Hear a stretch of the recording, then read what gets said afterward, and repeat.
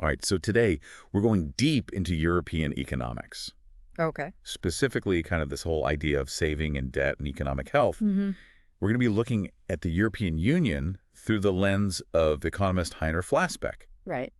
And he really emphasizes understanding these relationships to make good decisions about economic policy. Yeah, his work really offers a very interesting perspective, Yeah. especially when you look at the European economic landscape. Mm-hmm. One of the things he really pushes is that there's no saving without debt. Right. And that really kind of flies in the face of conventional wisdom. Yeah, it does. You know, so many people think debt is bad, saving is good. Right. He's saying, no, you can't have one without the other. Exactly. And he has this great analogy that really brings this point home. Yeah, tell me about it. So imagine everyone in the world decides to just save every penny they make. 100% saving rate. Right, Yeah. 100%. Okay. What happens? Nobody's spending. Right. Businesses, they see demand plummet. They have to cut back production. They're going to start laying people off. Layoffs, exactly. Yeah. And that leads to incomes collapsing. Right. So, like, the more you save, the less you have. It's this paradoxical thing where you think saving is going to make you wealthier, but if everybody does it, it actually backfires. So it's not really about whether debt is good or bad in and of itself, No, it's not. but more about who's holding that debt Exactly. and how is it managed within the larger economic picture. Right, the whole system. The system, exactly. Yeah. And Flassbeck, he argues that Germany, with their economic policies, Mm-hmm. has kind of forced their European partners into this debtor role. He does, and he points to Germany's approach in the early 2000s, Yep. where they really focused on keeping wages down. Right, to be more competitive globally. Exactly. Oh. And what did that do? Well, they had a huge export surplus Huge. They were selling way more. to their European partners than they were buying, Exactly. They created this current account surplus. which essentially means they were exporting their savings. Right, and someone else had to absorb those savings as debt. And that's where those European partners come in. Exactly. So what were the consequences for these other countries? Well, think about it. If you're constantly buying more from Germany than you're selling to them, You're losing money you're losing money. It can lead to deindustrialization. because your domestic businesses can't compete. They just can't compete with those cheaper German imports. Right. And that can really destabilize an economy. We've seen that. Yeah, we've seen it in places like France and Italy. So this isn't just some abstract economic theory. This Uh. is like real-world impacts on jobs and industries. Real people's lives are affected by these policies. Absolutely. And Flassbeck, he also challenges this idea of focusing on the average inflation rate for the Eurozone. Oh, okay. He says it masks these deeper imbalances. Interesting. You know, Germany was really insistent on keeping inflation at 2%. While keeping wages low. Right, and this kind of forced other countries to have higher inflation just to stay competitive. So it's the difference in inflation rates. Yes, the divergence. Not the average. Exactly. That's driving the problems. That's what Flassbeck argues. And he really focuses on the role of what he calls unit labor costs. Right. He even says nothing explains inflation better than unit labor costs. And what he's getting at there is the relationship between wages and productivity. Okay. Unit labor costs are basically just wages divided by productivity. So if wages go up faster than productivity, Those costs increase, and that pressure gets passed on as higher prices. which is inflation, Exactly. Germany, by keeping wages in check, Mm-hmm. they kept their unit labor costs low and hit their inflation target. Right. But it was at the expense of other countries. Who had to deal with that higher inflation? But Flassbeck really makes a point of saying that unit labor costs are wages relative to productivity in each country. Right. So you have to look at the specific conditions in each place. Exactly. One size fits all doesn't work here. It's really interesting how he challenges the traditional narratives about debt. Yeah, it really makes you think. And it raises questions about the sustainability of certain economic models. For sure.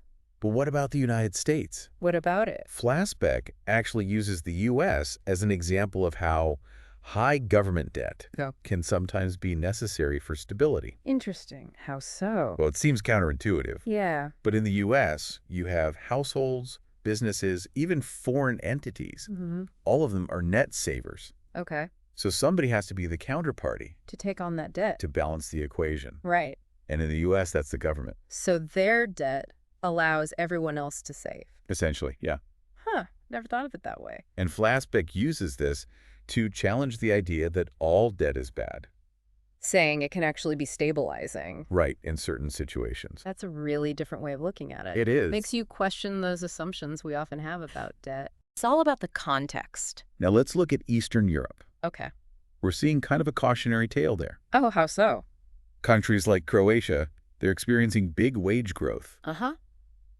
but not with the productivity gains to match. Okay. This could spell trouble down the line. Yeah. I see where you're going with this. It reminds me of what Flassbeck saw in East Germany after reunification. Wages were raised rapidly to match West Germany. But without the productivity to back it up. Exactly. Then what happened? Widespread deindustrialization in East Germany. They just couldn't compete. Right. So simply raising wages without addressing the underlying issues. Like investing in education, infrastructure, technology. Right, those foundational things. Can actually do more harm than good. You need that productivity growth to support those higher wages. Otherwise, they become unsustainable. And you risk job losses and instability. So it seems like understanding the link between savings and debt Yeah. is really crucial for making good economic policy decisions. Absolutely. It's not about demonizing debt or glorifying saving. Right. It's about understanding how they work together. The dynamics, The trade-offs, the potential consequences. Exactly. And recognizing that there are different perspectives on how to manage this whole thing.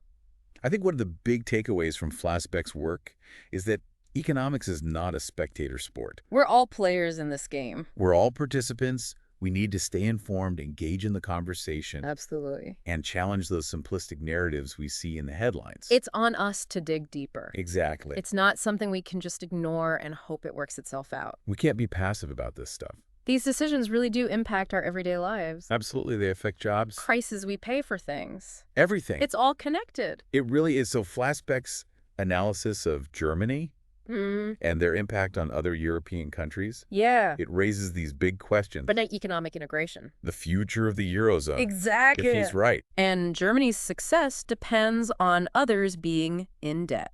It makes you wonder about the long term. For European unity, Global economic stability. it's a big deal.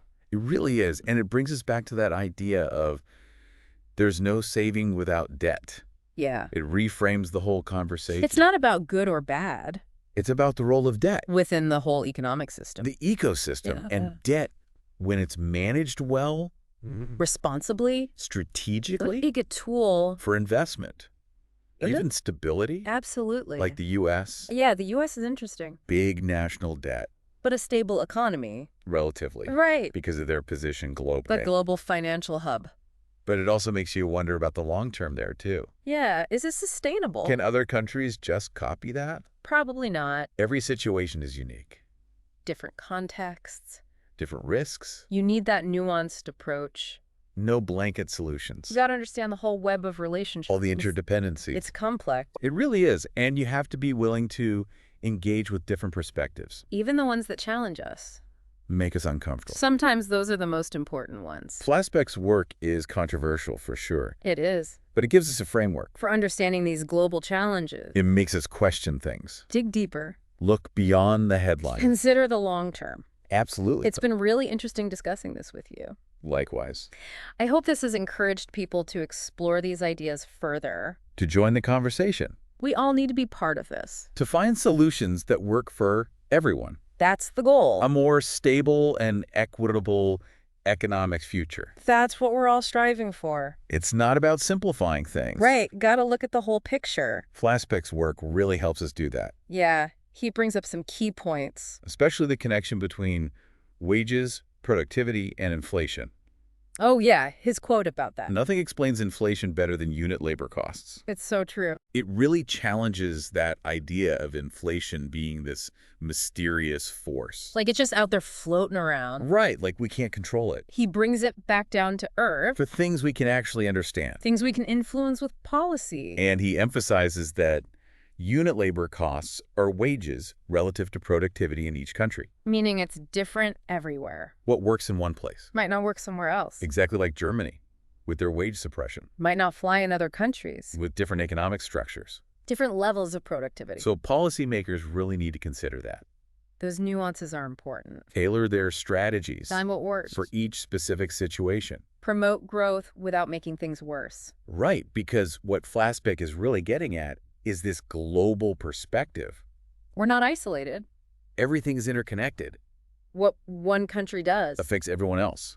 Exactly. So it's a call to action for all of us. We got to be informed. Engaged citizens. Understand what's happening. Participate in these conversations. Because they're shaping our future. It's been really fascinating. Yeah. This deep dive into European economic, Savings, debt. economic policy. Flassbeck gives us so much to think about. He really does. It's thought-provoking. Maybe even a little controversial. Sure. But it helps us understand, The challenges. have a more informed discussion. About where we go from here. Well said. It's been great talking about this with you. Likewise, hopefully our listeners will keep exploring these ideas. Yeah, keep the conversation going. And as always, Thank you for joining us. on the deep dive. We'll see you next time. Take care.